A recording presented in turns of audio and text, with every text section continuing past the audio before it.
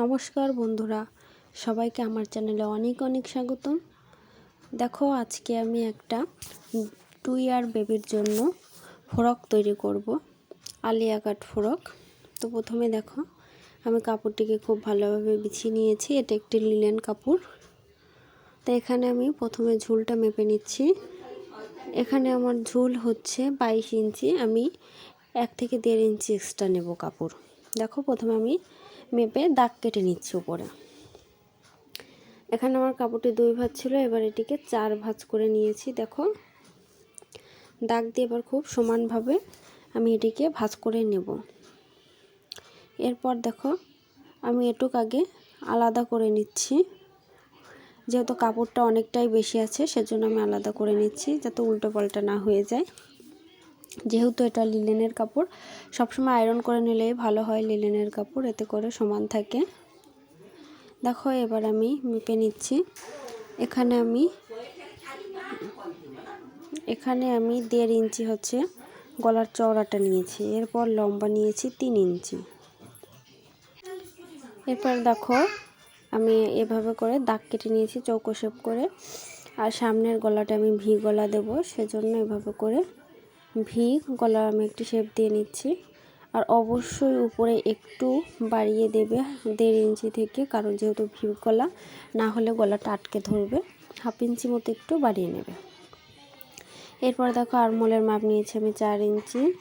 4 ইঞ্চিতে দাগ দিয়ে আমি চৌকো করে একটু গোল শেপ দিয়ে নিয়েছি। এবার এখানে বডি দেখো আমার 24 ইঞ্চি।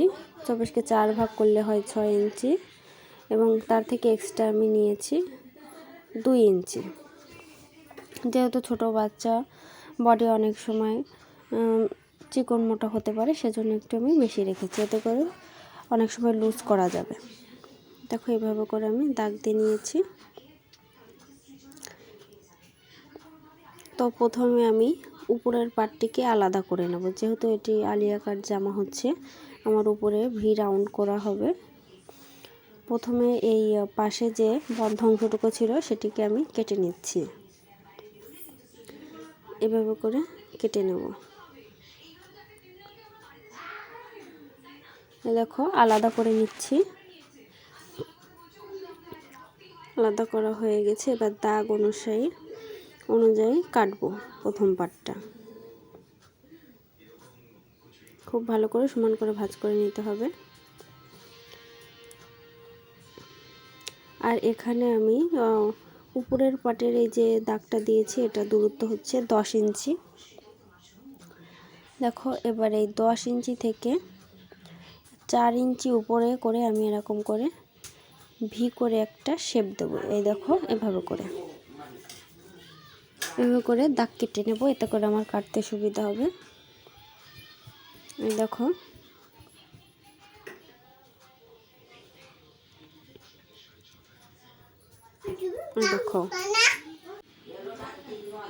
এই দেখো দাগ দেওয়া হয়ে গেছে। এবার আমি এখান থেকে একটু নিচের দিকে নামিয়ে কাটিং করে নেব।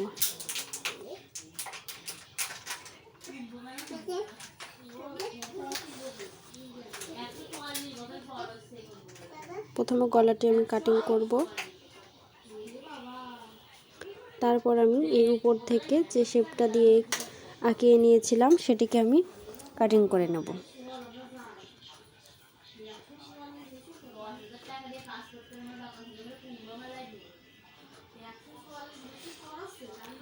ছোট বড় সব ক্ষেত্রে একই মাপ, শুধু বডি অনুযায়ী হচ্ছে কাটিংটি হবে। যার যেরকম বডি সেই অনুযায়ী মাপ নিতে হবে, আর সেই অনুযায়ী আর্মহোলের মাপটিও বাড়বে এবং গলার মাপটাও। এইটুকুই হচ্ছে পার্থক্য। এই দেখো, কাটিংটা ঠিক এরকম হয়েছে। এবার দেখো, নিচের পার্টটি কাটিং করব এভাবে করে।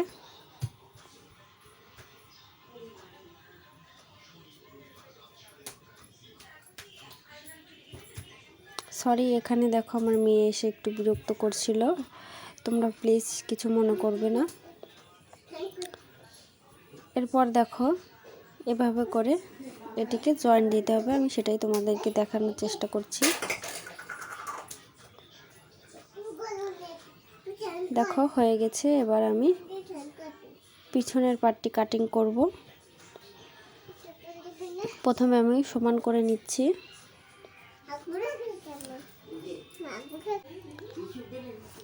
এরপরে দেখো, এবার আমি প্রথমে গলার মাপটি দিয়ে নেব। দেখো এখানে প্রায় 2 ইঞ্চি টাইপের মতো আমি নিয়েছি, আর এখানে লম্বাটাও 2 ইঞ্চি নিয়েছি। এবার দেখো এভাবে করে আমি শেপ দিয়ে এবার গোল রাউন্ড করে আমি শেপ দিয়ে নেব। এরপর এখানে কাঁধের অংশটুকু নিয়েছি 2 ইঞ্চি এবং আর্মহোলের মাপ নিয়েছি 4 ইঞ্চি। এবার গোল রাউন্ড করে শেপ দিয়ে নিয়েছি। এবার দেখো ঝুলির মাপটা নিয়ে নিচ্ছি 10 ইঞ্চি, মানে উপরের অংশটুকু।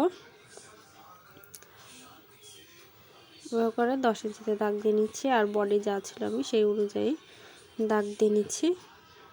এখানে 6 ইঞ্চি আর এখানে 2 ইঞ্চি আমি বাড়িয়ে নিয়েছি। দেখো সেই আগের মতনই, যেমনটা প্রথম পার্টটা আমি কেটেছিলাম।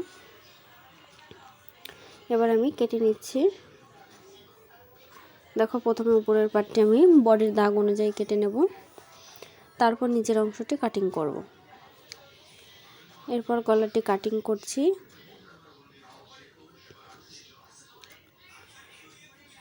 এরপর আর্মহোলের অংশটুকু ঘুরিয়ে কেটে নেব।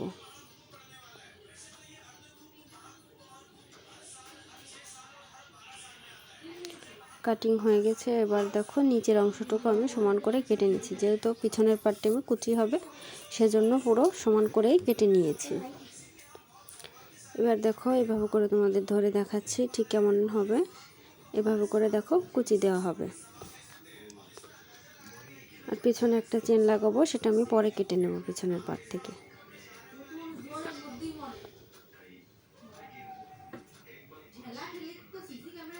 এবার দেখো আমার ফিতে বের করতে হবে, আর হচ্ছে হাতার কাপড়টি কাটিং করে নেব।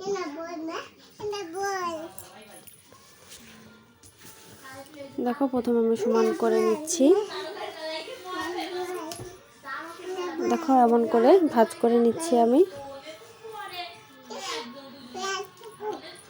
এখানে আমার হাতার ঝুলের মাপ হচ্ছে তোমার, এখানে আমি 10 ইঞ্চি আমার ঝুলের মাপ, সেজন্য আমি 11 ইঞ্চিতে একটি দাগ দিয়ে নিচ্ছি, 1 ইঞ্চি এক্সট্রা নিয়ে নিচ্ছি।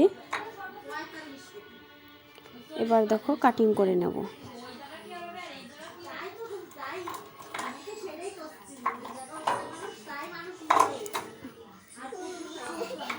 দেখো হয়ে গেছে।